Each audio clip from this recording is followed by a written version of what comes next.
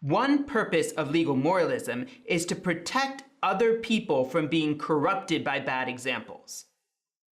I found a good example of this justification in the television show Cagney and Lacey.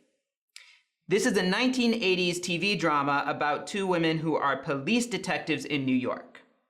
In one episode, they hear a disturbance in an apartment and they go to investigate.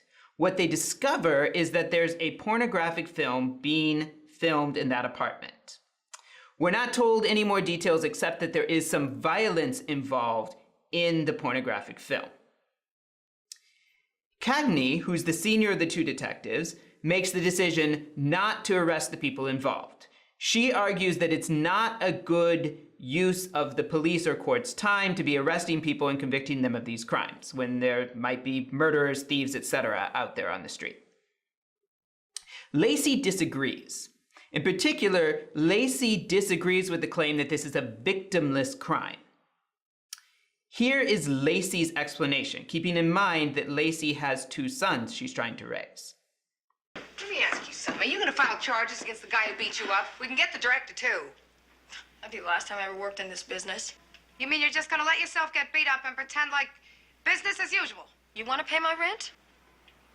Mrs. Mack, can I ask you something? You have a young daughter. What are you going to tell her about this? I'll tell her I got mugged. You got worse than mugged, lady. A man assaulted you, and another man photographed it. And other men and women are going to sit in a movie theater and watch that. Well, how do you feel about that?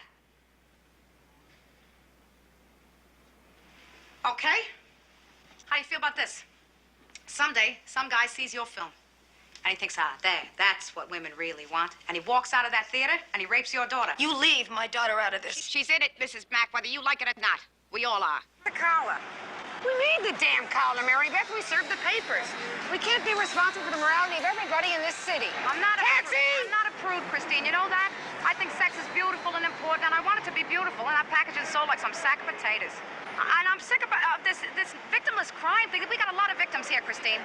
I mean, maybe Norman Harris is the only one that died, but Linda Mack has got a little child, doesn't know what a mother does for a living. That's a victim, Chris. And Victor Isbecki, off duty. Victor Isbecki's a victim if he thinks that all a woman wants is something in tight pants.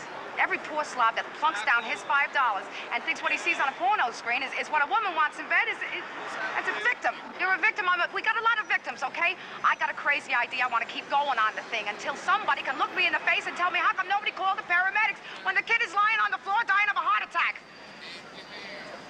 So you with me here? Now, in part, Lacey is concerned about the women that her sons might be involved with, who might get hurt. However, I think she's also concerned about the moral corruption of her sons and what it will do to them as persons if they come to think that this is appropriate behavior.